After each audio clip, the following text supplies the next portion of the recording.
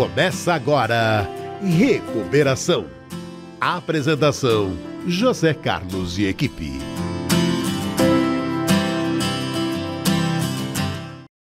Sejam todos bem-vindos ao programa Recuperação.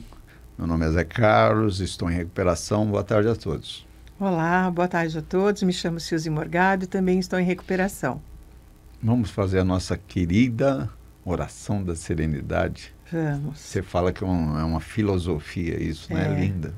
É um mantra, né? É um mantra. É um mantra que a gente pode usar. Eu conheci uma pessoa muito querida que dizia de vez em quando, concedei-me, concedei-me. só falar concedei-me. Concedei-me, né? E é muito importante, eu lembro sempre dessa pessoa querida. E aí eu queria dizer assim, que essa oração, a primeira estrofe programada aí nos grupos do mundo todo, eu a faço às vezes no plural, às vezes na primeira pessoa, mas ela diz assim: concedei-me, Senhor, a serenidade necessária para aceitar as coisas que eu não posso modificar, coragem para eu mudar aquelas que eu posso e sabedoria para eu distinguir uma das outras. Que seja um dia de cada vez, que sejam só por hoje e que realmente para o próximo ano eu consiga viver e obter essa serenidade. Você já deu a deixa do programa aí. A oração da serenidade fala justamente isso, né? Concedei no Senhor a serenidade. Preciso de serenidade para saber o que eu devo aceitar. Cor da pele, pobreza, aceitar. Dá para mudar? Não dá. O que dá para mudar, né? Olha que interessante. Então, ter coragem, né? Ter coragem. Coragem seria o quê? Coragem seria uma força de vontade, é todo porque a palavra em si, né, ela tem muito significado. Coragem para mudar. Primeiro distinguir. E depois coragem para mudar. O que é? Eu tenho que me empenhar. Existem técnicas, existem informações novas, né? Antigamente apontava-se o dedo, você não muda, né? A gente quer mudar o outro, né? Sendo que nós temos dificuldade de mudar a gente mesmo. Até aceitar. Coragem para mim mudar. Mudar o quê? A minha falta de aceitação e aceitar o outro, a situação. Então, um assunto grande, um assunto importante que nós vamos tratar hoje, viu? E, Zé, gostaria de lembrar que quando a gente pede essa tal serenidade, ninguém está dizendo que serenidade você só consegue se você tiver ausência total de problemas na vida. A serenidade, que é, na verdade, o sinônimo de calma, de paz, de tranquilidade, significa que, apesar dos meus problemas, eu possa encontrar a paz, a tranquilidade e ficar bem. Várias vezes pessoas me perguntam: puxa, mas como ser sereno com tantas dificuldades? Então, esse é o mistério, porque não essa oração não te promete a falta de problemas, de dificuldades. Ela só diz que, apesar de eles existirem, você pode encontrar-se de forma confortavelmente em paz. Tá aí um assunto bom. Esse assunto é um assunto nosso, viu? Você, nessa terra, é impossível você não ter problemas. É impossível, porque a nossa mente faz os problemas. Você nasce, você não tem personalidade, não tem nada, né? Costuma-se dizer, você nasce nu e morre sem nada também. Então, se é contingente, se é do período, né, de 80 anos, 70 anos, que você vai tendo um monte de problemas, na verdade, o que você quer? Você sabe que você vai morrer, então o que nos sobra é uma fé e aprender a conviver com os problemas. Seria isso, José. Aprender a conviver com os nossos problemas sem muito escândalo.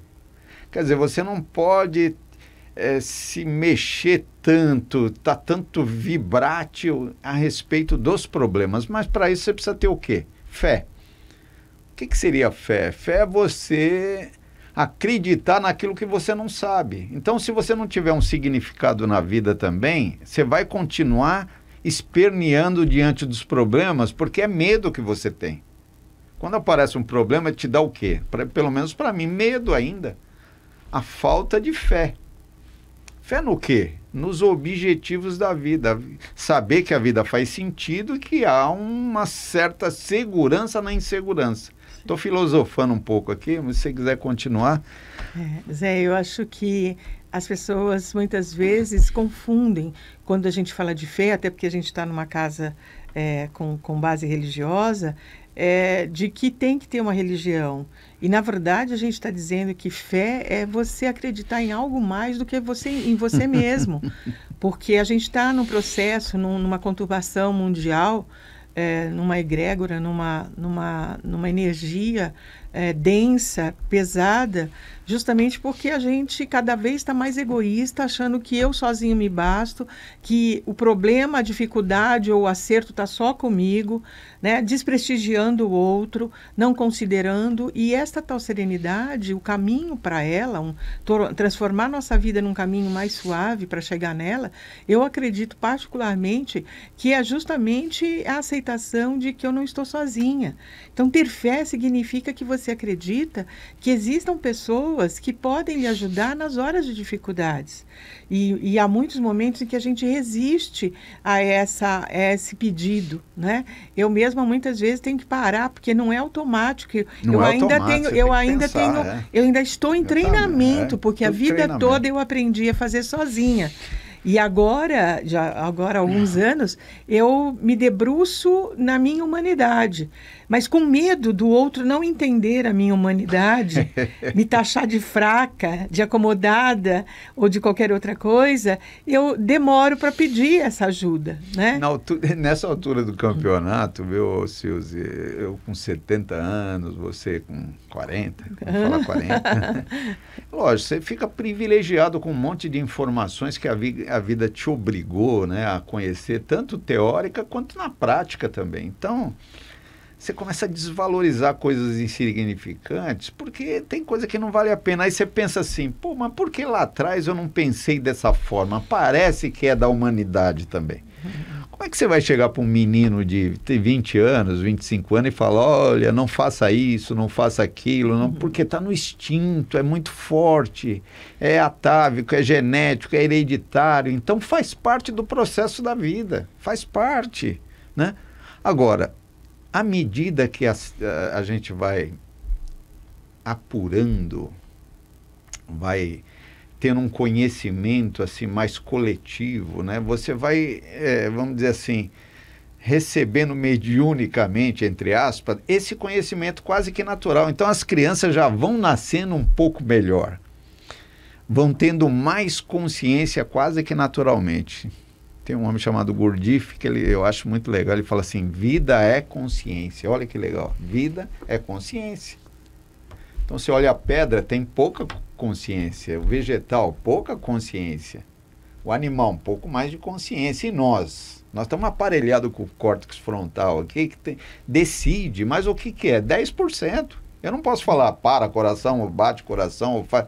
Então, o automatismo fisiológico da vida, psicológico, ainda é muito forte. Então, nós poderíamos dizer, dá um desconto para nós. Dá um desconto. Ah, ele está errando. E daí? Não tem jeito, é assim. Então, vamos nos suportar durante algum tempo. Agora, eu não posso passar gelzinho na minha cabeça para determinados pecados que não existem. Pecado é um nome grego, né? Pecar é errar o alvo. E a gente leva, eu sou um pecador e tal. Eu sempre digo que as virtudes teologais. Pecar significa não errar o alvo. E eu gosto de me lembrar, porque às vezes eu me chicoteio também, dizendo que eu sou um erro. Na verdade, ninguém é um erro. Eu cometo erros. Eu cometo erros de decisão por conta desse córtex pré-frontal, que é pouco desenvolvido. E eu não sei muito bem decidir as coisas ao meu favor. Mas eu acho que é isso que as pessoas podem começar a perceber e entender, que a gente comete erros de decisão, por imaturidade, por ignorância, por inapropriação dos nossos limites, inclusive da nossa autoestima, né? E isso dificulta, obviamente, as pessoas de irem para diante, de irem para frente, de aceitar a sua humanidade. Que o que nós estamos falando aqui hoje é da aceitação da minha humanidade. Eu não sei tudo, não vou saber, Não sou perfeita, graças a Deus, né? Mas não vou somos ser. perfectíveis, né? Não, mas estamos a caminho de uma evolução, de uma melhora, da busca constante de ser uma pessoa melhor. Que eu não tenho dúvidas que hoje eu sou melhor do que fui ontem. E amanhã também serei melhor do que hoje. E se você coloca aí a infinitude, vamos dizer, a gente não sabe, mas as teorias espiritualistas, espíritas, né, te coloca assim, ó, daqui a 1000 anos, como é que eu estarei? Do ponto de vista da essência, não do personagem. O personagem vai morrer, a minha grana vai morrer e essa sabedoria aqui que é acessório, que é apêndice, né, das frases e conhecimento, tem que ser anacrônico também, porque lá na frente, daqui a 500 anos, não vai valer nada essas informações. Então, não adianta eu querer me envaidecer de determinados conhecimentos. Ele vale hoje, mas não valerá lá na frente. Então, me desapegar totalmente de quase que tudo, porque Isso. só vai sobrar a alma. Agora, Silze, vamos começar o programa? Vamos. Acho que a gente já está nele, né, Nós José? estamos filosofando aqui. A gente já está nele. É assim, ó. Eu quero melhorar minha alma e não minha essência. E eu peguei algumas compulsões de sexo, de jogo, ou de droga, ou de álcool. E minha consciência está me avisando, esse caminho não é bom. Você está controlado pelos seus instintos devido a isso. Então você passou a ser, em vez do senhor da sua carruagem, os cavalos é que estão... Você não está conseguindo controlar esses cavalos selvagens da sua carruagem. Pois bem, você criou um monte de hábitos e agora esses hábitos estão mandando em você. E chegou o fim do ano. No fim do ano tem uma magia no ar, né, que fala assim, daqui para frente eu vou mudar. Eu vou correr, vou parar de fazer sexo promíscuo, dados de realidade, vou parar. E isso é normal, viu? Muita gente sofre e tem vergonha de falar essas coisas.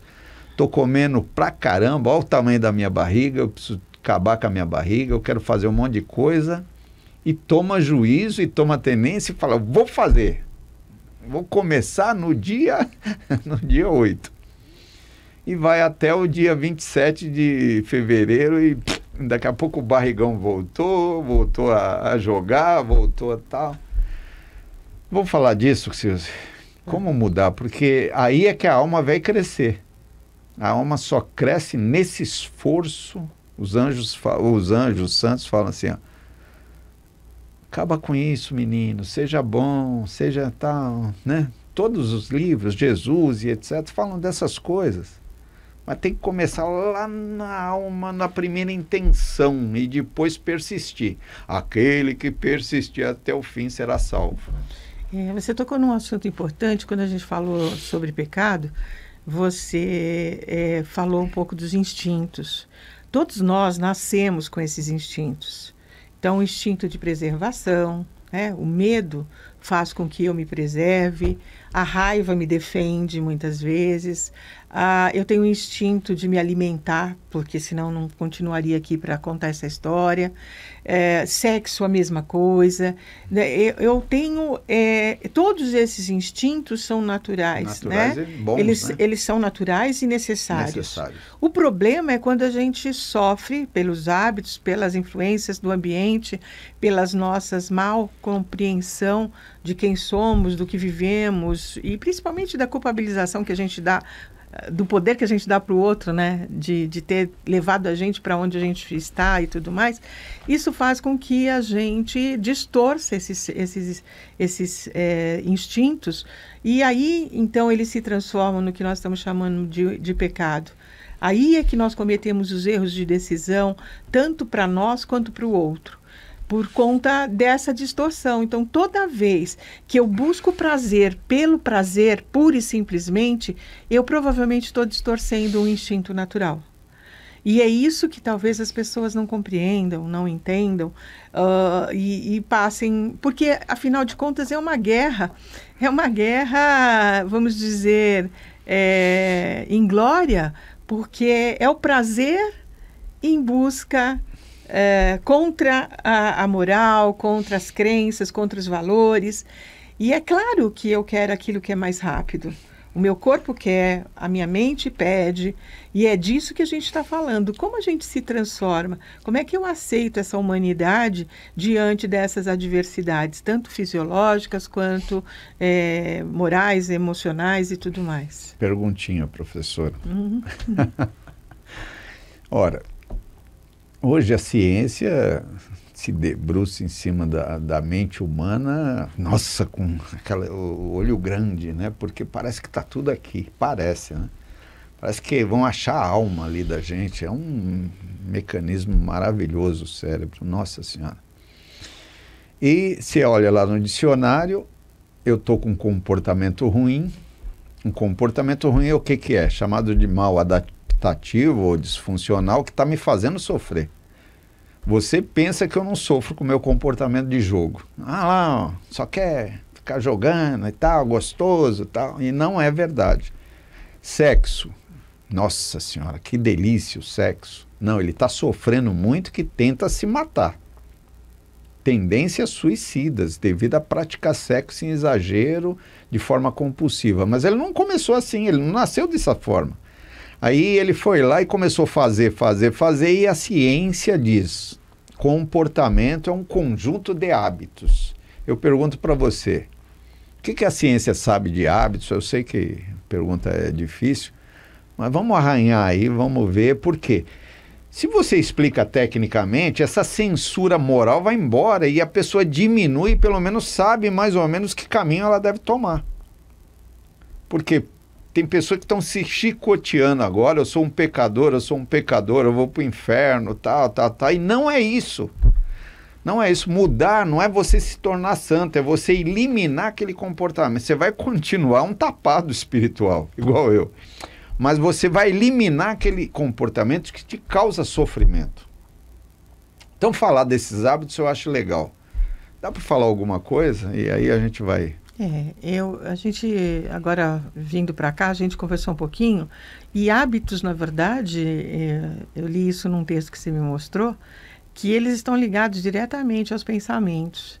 E eu ajo de acordo com aquilo que eu penso, o meu pensamento acrescido de valores, de crenças e valores, que eu fui adquirindo, que alguns nem são meus, são da família, são da forma que eu fui criada, onde e tudo mais, determinam como eu vou me comportar e, consequentemente, estabelecem o meu destino. Então, pensar, não tem nada de errado em pensar. Agora, pensar... Ele se materializa. Ele se materializa. Né? Que coisa estranha. Mas é isso. O que eu faço com o meu pensamento? Dá para não pensar? Se eu sacudir a cabeça aqui agora, o meu pensamento vai desaparecer? Não, não vai. Ele não cria problemas. O pensar não cria problemas. Não mata ninguém. Né? O pensar não mata a mim mesmo. O pensar... acrescido das minhas crenças e valores é que é o problema. E o que a gente promove, o que a gente pede, né, e que nós experimentamos, na grande maioria de nós em recuperação experimentamos, é o fato de questionar as nossas crenças e valores. Não que eles estejam totalmente errados, mas questionar, porque muitas crenças nem são minhas. São da minha família, os tempos mudaram, as coisas mudaram, da mamãe, da vovó. Né? De uma família que eu nem conhecia às vezes. Então, questionar essas crenças, e como eu posso fazer para questioná-las? Eu posso olhar para as minhas emoções, mas para isso eu tenho que sair um pouquinho de cena desses comportamentos compulsivos, exagerados, conseguir uma certa abstinência, como a gente fala muito por álcool, mas parar um pouco sem aquele comportamento e perceber o quanto eu tenho de ganho ou de prejuízo. Se eu pusesse hoje numa balança o que significam 5, 6 segundos de prazer dados pelo sexo, com todo o prazo decorrente posterior de arrependimento e culpa que eu vou experimentar. Isso me distancia, o meu comportamento me distancia de quem eu amo. O que eu estou fazendo... Quem eu amo também pode fazer, ou ir, ou buscar, ou beber, ou usar drogas. Isto é um comportamento que eu posso começar a avaliar. Agora, quem está escutando, Suzy, agora, e está com comportamento compulsivo, e dificilmente alguém não tem um comportamento mal adaptativo. Sim.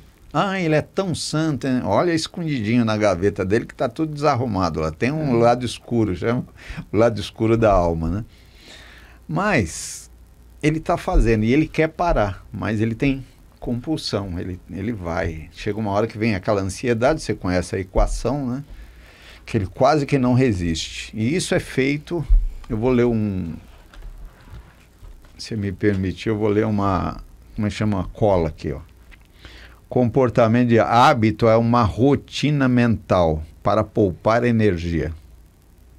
Atalhos que nós temos na nossa cabeça que foram criados, que se formam um gatilho. Nascem com um novo comportamento. À medida que você tem intenção, ninguém aqui é obrigado a saber, mas as perninhas do neurônio, chama neuroplasticidade, vai montando circuitos. Então você aprendeu a amarrar sapato e o cérebro não tem moral nenhuma. Ele não fala assim, ó, esse comportamento pode ou não pode. Ah, eu estou fazendo coisa errada. O cérebro aprende também. Então depois que você aprendeu, aquilo se torna uma rotina mental e facilita pensamentos intrusivos. Pensamento intrusivo é o que você pensa porque está pronto lá na sua cabeça. Quer levar isso para o lado religioso? Chama de karma. Você criou hábitos e agora você não quer mais o hábito. Aí vem a ciência em nosso socorro. Neuroplastia intencional. Que termo, hein? Ó, neuroplastia. Na que eu intenciono em parar, o cérebro já, os núcleos de base já começam a fazer novos neurônios bom, amigo. Meu Deus do céu, mas eu preciso de persistência. Aí a ciência fala assim, ó, você demora para você desativar um hábito 30 dias. Para ele ficar morto, porque o cérebro é domável, né? Agora, para você fazer um novo, 90 dias, de 62 a 90 dias, isso para 2 universidades. Só que você não... É todo um jogo psicológico e psíquico, que vale a pena, porque você vai estagiar numa nova vibração, né? Você vai subir uma escada e ficar, não vai voltar para trás. Diante dessas coisas que eu li aqui, o que você falaria? Fazer pergunta difícil para você, que eu não vou fazer. Eu vou bem no fácil. simples, né? Eu vou no dia a dia. Eu costumo dizer... O que ele vai fazer? Então, eu costumo dizer que a gente fica bom naquilo que a gente treina muito. Familiares de dependentes químicos, de outras compulsividades, comportamentos destrutivos, os próprios dependentes desses hábitos compulsivos exagerados, a gente acostuma tanto a viver em encrenca, a viver em problema, que o cérebro está acostumado. E eu prefiro esse horror conhecido do que tentar alguma coisa que alivie essa minha nova postura, essa minha possibilidade de dar certo, de viver confortavelmente. Então, é importante que a gente pense que quem vai ganhar, qual é o time que na minha pessoa, na minha estrada, como é que eu vou pavimentar o meu caminho de recuperação, como é que eu vou lidar com isso? Vou eu lidar com isso querendo saber quem eu quero treinar mais, porque se eu treinar os meus erros de alvo, como a gente comentou, eles vão ficar muito bons. O time é maravilhoso. Raiva, inveja, orgulho, luxúria, né? A gente está falando de preguiça, está falando de avareza, de gula. Quer dizer, você tem tudo. Esse time é maravilhoso. E antigo, né? Antigo, não. E é perfeito. Perfeito. É perfeito. Os hábitos são absolutamente convidativos, sedutores. Não precisa esforço nenhum, porque eles andam sozinhos. Sedutores. Agora, se eu quero desenvolver um conforto emocional, espiritual e social, onde eu experimente mais alegria, paz, tranquilidade, que eu viva sem problemas, que eu experimente a tal serenidade, que eu experimente o respeito, o carinho, o afeto. Ele é um time ótimo, o amor. Ele é um time maravilhoso, tanto quanto. Agora, quem vai ganhar na minha história é aquele que eu mais treinar, que eu melhor treinar. Esse treinamento, Suzy, passa, assim, primeiro pela intenção, né? Eu costumo imaginar o seguinte, lendo os espiritualistas e tal... São pessoas também, gente, mas parece que são mais sabidos que nós, sabido de sábio, né? Sabe viver melhor. Ele orienta o seguinte, tudo começa na mente e termina na mente. O que você vai construir na sua cabeça para você morar? Porque dá para me cortar a cabeça e mandar embora e não tem jeito, né? Não adianta você fazer fuga geográfica e tal, porque onde você for, você leva a sua cabeça. Se sua cabeça estiver cheia de tranqueira, não adianta. Então tem que arrumar a cabeça. Algumas técnicas ou teorias, por exemplo, a teoria comportamental cognitiva, fala que nós temos um monte de distorção na cabeça e a gente acha que é verdade. Mora com ela porque gosta dela. A gente não quer mudar. E não sabe que mudando, tudo vai melhorar. Tudo vai melhorar. Agora vamos falar dessa mudança no fim de ano. Primeiro, tem intenção de mudar aquilo que não gosta, não é isso? Tem que ser uma coisa que você não gosta, que te torna mais abjeto. Que a consciência está dizendo, ó, não faça mais isso, Zé Carlos. Não faça mais isso, Zé Carlos. Isso não é bom. Está te deixando uma alma pioradinha, tal. Você está persistindo e tentando um resultado diferente. Não adianta, muda. Tá, fim de ano. Intenção de mudar, depois planejar isso. Como é que eu vou planejar? Por exemplo, acorda às 5 horas da manhã para caminhar, ou a hora que vir a vontade de beber, você não vai beber. O que eu faço? Pois bem, a partir do momento de eu ter entendido que o estilo de vida que eu estou levando não está dando certo, não está funcionando, que é o que você bem relatou agora, o ideal é que eu peça ajuda para fazer essa mudança. Porque talvez eu até tenha esses recursos em mim mesmo, mas eles estão, às vezes, conturbados, eles estão distorcidos, contaminados. Então, o que eu preciso? Eu preciso me juntar a alguém, né, seja profissional da área, em qualquer setor. A gente está falando de álcool, de dependências, de compulsões, mas existem outros comportamentos destrutivos que não chegam nem a ser compulsivos. Né? Mas são impulsos, porque a gente reage, nós somos impulsivos. A gente come por impulso, a gente dorme por impulso, a gente alimenta por impulso, né? Transa por impulso, e depois a coisa acontece e fala, nossa, por que eu comi isso que eu não estava com fome? O corpo e aí, então, como olhar para mim, como melhor me conhecer? Então, a partir do momento que eu reconheço, porque tem outra história, né? Para eu fazer esse reconhecimento de que o jeito que eu estou vivendo não está dando certo, eu preciso passar por um critério que ainda é raso nesse momento, mas é importante, de que só eu posso fazer essa transmutação. Só eu posso organizar essa passagem, porque ninguém me colocou onde eu estou. Eu estou onde estou porque me permiti estar. Então, assumir a minha parte de responsabilidade ajuda com que eu entenda que eu talvez sozinha não posso, mas que alguém vai poder me ajudar. Então, sejam profissionais, sejam os grupos anônimos, sejam os terapeutas, seja um amigo, às vezes, que vem tentando me ajudar, embora nem tenha uma informação tão séria sobre o assunto, mas vem tentando, oferecendo ajuda. Olha, quando você quiser parar, eu vou com você, eu te levo num médico que eu já conheci, eu conheço um terapeuta, eu vou com você numa reunião de alcoólicos anônimos. Então, esta é a grande charada. E a outra charada, a partir do momento que eu aceito que o jeitão que eu estou vivendo não é bacana, aceito que alguém vai me ajudar, eu tenho um desafio ainda maior, que é de deixar que o outro me ajude do jeito que ele pode. Então, se tudo que você fez para parar esse comportamento exagerado, você não tem tido sucesso de maneira alguma em relação a isso, que tal se você realmente deixar que o outro faça? Então, passa por esse processo, né? Por esses passos, digamos assim, para essa caminhada ser frutífera, de mudança, de querer realmente fazer o diferente. Silvia, é uma imagem que a gente faz, né? Você falou coisas maravilhosas aí, mas é você mudar.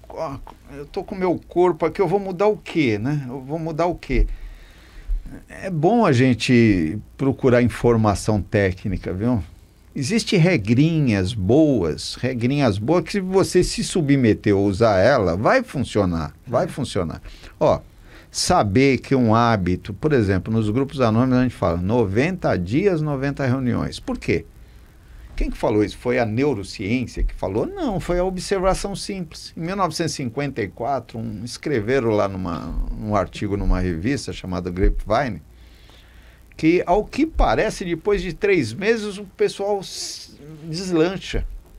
É como se meu pai que falava, o balão subiu, agora pegou no breu, sabe? A tocha pegou no breu, aí vai embora.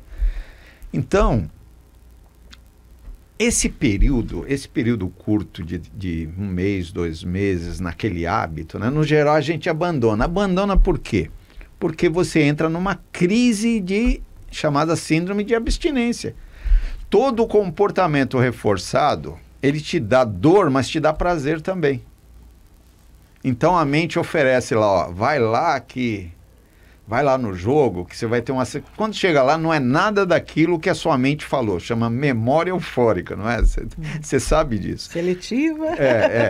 Nossa, eu vou lá e tal. Tá te enganando a mente, porque o corpo todo, a 100 trilhões de células, ofereceram o objeto de prazer para aliviar um estado de mal viver que você tem.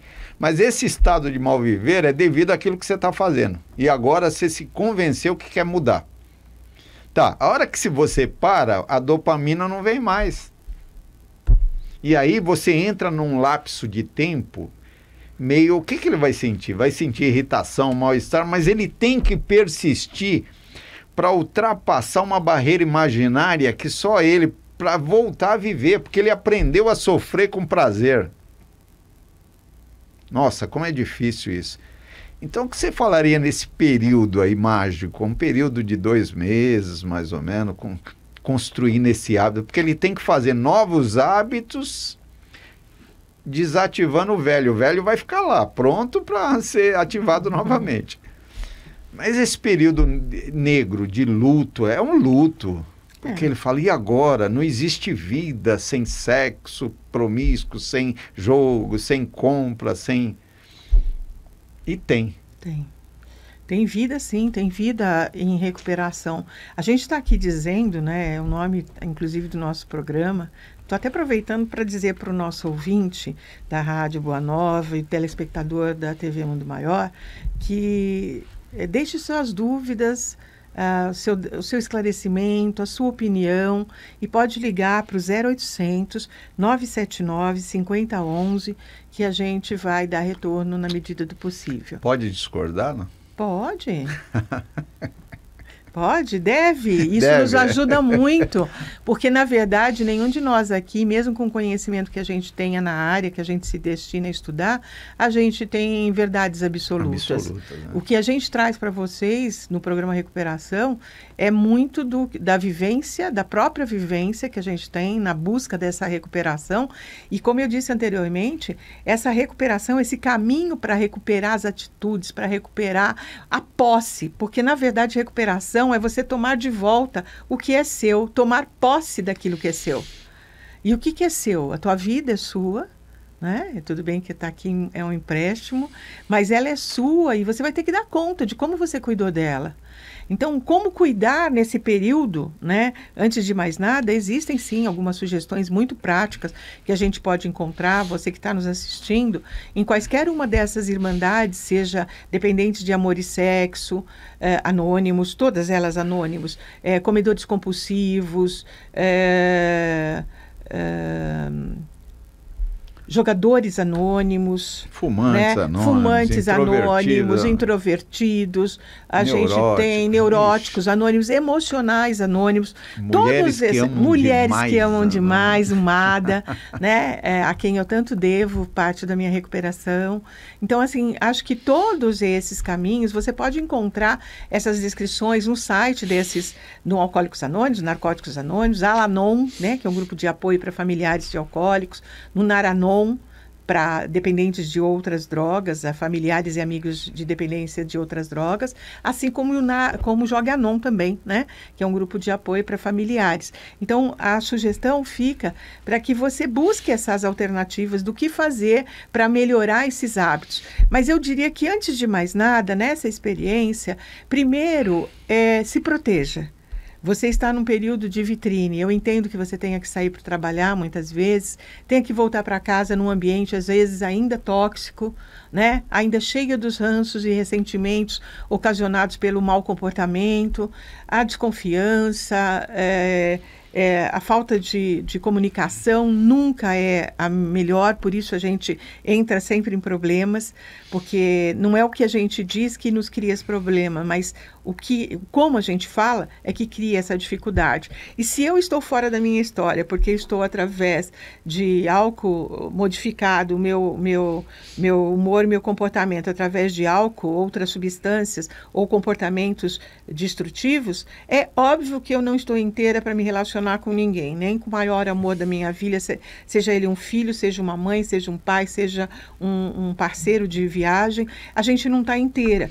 E aí criam vários abismos. Então você pode estar voltando para um lugar tóxico. Então o que a gente recomenda? Que você se junte a pessoas que têm esse mesmo propósito, porque não que os seus familiares não te queiram bem ou não queiram te ajudar. Normalmente quer sim, mas o que acontece? Eles têm uma dificuldade imensa porque estão envolvidos emocionalmente nos problemas criados. E querem solução, óbvio, porque estão cansados disso. Então, qual é a melhor saída? Antes de mais nada, informar-se sobre o que está acontecendo, ler muito sobre o seu comportamento compulsivo. Hoje a gente tem em toda a literatura, a gente encontra na internet, né? Se você não tiver o papel presencial. Você encontra nos anônimos, como a gente quis dizer, tanto no site a informação, quanto ligar para lá. Quase todos eles têm uma linha de ajuda, onde você vai pedir uma orientação, onde eu encontro uma reunião. Hoje as reuniões também são online, então, para você que tem medo de ir, tem vergonha, não sabe como chegar, experimente uma reunião dessa maneira e vá trocar com o outro. Com certeza, quem você encontrar nesse caminho, além do terapeuta que você possa ter, do médico que você confia, quem você encontrar nesse caminho está buscando a mesma coisa que você.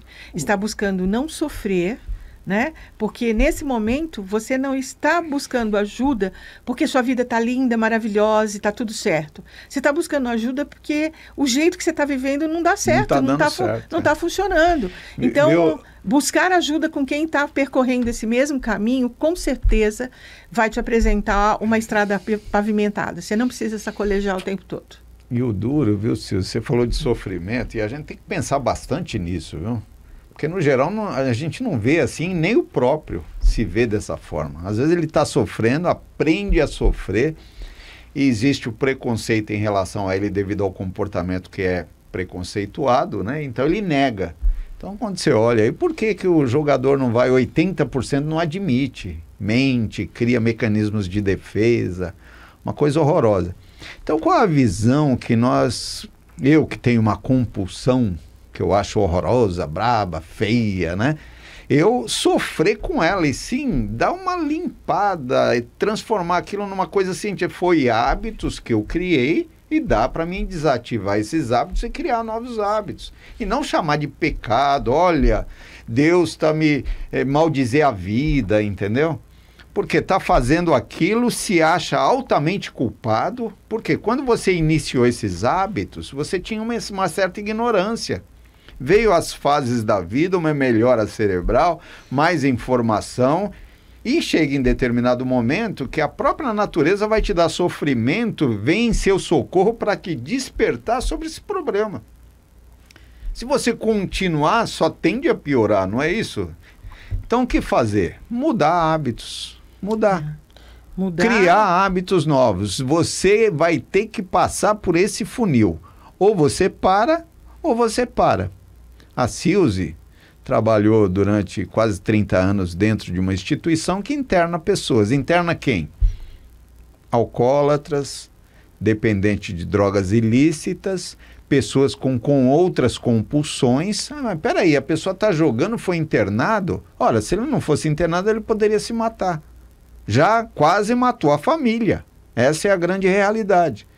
Então, queira ou não queira, você vai ter que passar por esse funil. Você passa de que forma? Ou você pegando informação por si mesmo, algumas informações, e depois buscando ajuda, eliminando esse falso orgulho, que são os mecanismos de defesa, e buscar ajuda, porque aí a coisa fica fácil, ou então vai ser mais truculento. Se agravar demais, tiver uma gravidade muito grande, você vai precisar de uma internação. É isso? E José, também é uma coisa que acontece, acho que com todo ser humano, né? Eu já passei por isso, acho que muitas outras pessoas também. Quando você está numa fase dessa, seja você como familiar de alguém que está dependente e com esses comportamentos compulsivos, exagerados, destrutivos mesmo. Quando você também está nesses relacionamentos indisponíveis, há um medo muito grande da mudança, porque as coisas estão tão ruins, todas as áreas da vida provavelmente comprometidas, as finanças, a moral, a família, a saúde física, né? A saúde emocional, tudo tão, a saúde sexual, inclusive, tudo tão comprometido que eu não consigo achar que tenha saída. E eu tenho medo de estancar aquilo. Já ferrou tudo mesmo, já acabou com tudo mesmo, não tem mais o que fazer. Sempre tem o que fazer. Suzy, nesse caso aí, desse caos total, qual o primeiro passo? Estou te induzindo aqui. Qual o primeiro passo? Porque passa por isso, pelo primeiro passo. O que ele tem que fazer? Então, é aquilo que eu falei anteriormente. Se a tua maneira de viver está te causando dor, está te causando distanciamento de quem você gosta, você percebe que não dá bons frutos. Tem que admitir. Né? Você admitir que o jeito que você está vivendo não é bacana, não vai te levar a lugar nenhum, você parou de prosperar, ou você nunca prosperou, seja o que for, essa admissão é fundamental. Fundamental. E além de tudo, como eu disse anteriormente, quando você faz essa admissão, é porque em algum momento você começa também a deixar de ser a vítima. Porque e muitas vezes você não chegou a essa conduta de perceber que não estava bom aquilo e tudo mais e mudar, porque você acha que você é vítima da sua vida, você é vítima da sociedade, você é vítima da sua família, você está onde está porque alguém te abusou emocionalmente, cria sexualmente na tua vida. A gente sabe que tem fatores que influenciam essas experiências, mas não determinam que você continue nessas experiências, apesar de todas as perdas que você tem tido. Agora, o que determina que você continue nesse caminho de perdas é o fato de você provavelmente ser portador de uma doença. Um transtorno. De um transtorno. E todos esses transtornos que nós falamos, além de álcool e outras drogas, os comportamentais, principalmente jogo, sexo, alimentação, trabalho, vigorexia, né, que é a questão dos exercícios físicos exagerados, toda essa dinâmica, ela é realmente uma condição cerebral, é doença sim e precisa de tratamento. Inclusive, às vezes, motivada por outros transtornos do impulso e da compulsão, como álcool e drogas, né? Às vezes o indivíduo é isso, eu bebo alguma coisa, quando eu vi fui jogar. Eu nem pensei em jogar, mas eu bebi alguma coisa, ainda não sou um alcoólatra, não é isso que acontece, mas quando eu bebo, eu não sei por que eu fiz aquilo. Você fez aquilo porque você perdeu o juízo. Os guardinhas da sua censura, suas defesas foram rebaixadas. Os seus guardinhas foram dormir.